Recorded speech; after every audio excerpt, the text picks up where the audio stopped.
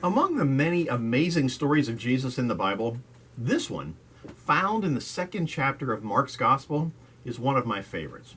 Let's take a look at verses 1 through 12. A few days later, when Jesus again entered Capernaum, the people heard that he had come, and they gathered in such large numbers that there was no room left, not even outside the door. And he preached the word to them. Some men came, bringing to him a paralyzed man, carried by four of them.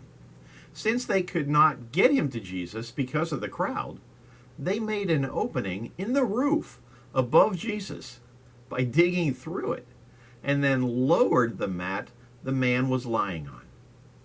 When Jesus saw their faith, he said to the paralyzed man, "Son, your sins are forgiven."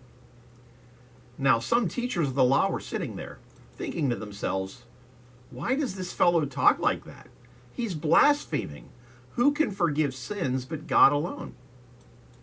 Immediately, Jesus knew in his spirit that this was what they were thinking in their hearts. And he said to them, "Why are you thinking these things?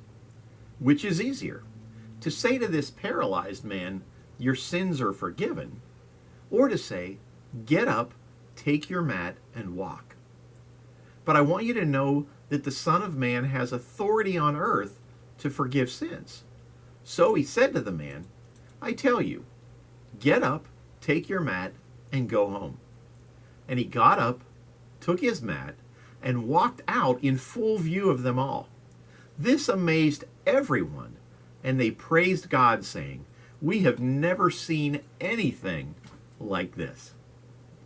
Now, did you catch all of those details?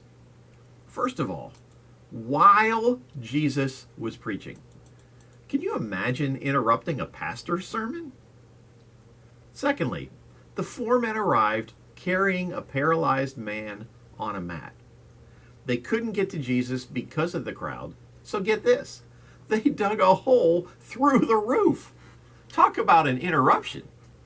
You've got debris that's falling on the crowd below. Wonder what the maintenance guys and the board of trustees were thinking at that point.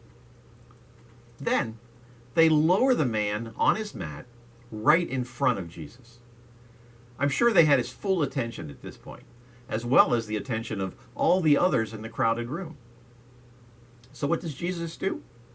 Taking notice of the faith of these men, he says to the man on the mat, "Stand up, pick up your mat, and go home." And just like that, the paralyzed man jumps off the mat, picks it up, and walks through the stunned crowd. And the Bible tells us that they were all amazed. They praised God, and they said, "We've never seen anything like this before." And on top of that, Jesus forgives their sins, making a statement about who he is. Now notice the words in this account, when Jesus saw their faith. Do you have faith that God can see? What are you doing to show God that you truly believe in him and are taking him at his word? You know, it's important to pray and to believe, but we must also do something to demonstrate our faith. As James wrote in James chapter 2, verses 15 to 17, "Suppose a brother or a sister is without clothes and daily food. If one of you says to them, 'Go in peace, keep warm and well fed,' but does nothing about their physical needs, what good is it? In the same way, faith by itself, if not accompanied by action, is dead." For the four men who carried their sick friend to Jesus, demonstrating their faith meant refusing to let the crowd get in their way, or the roof stop them from getting to Jesus. Sometimes we are closest to our victory when we face our greatest obstacles or opposition.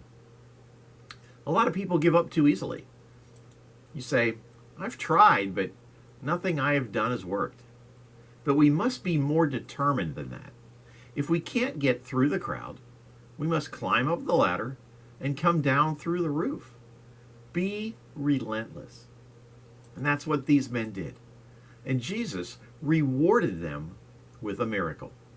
And when you are willing to demonstrate a determined faith, he can do the same for you too.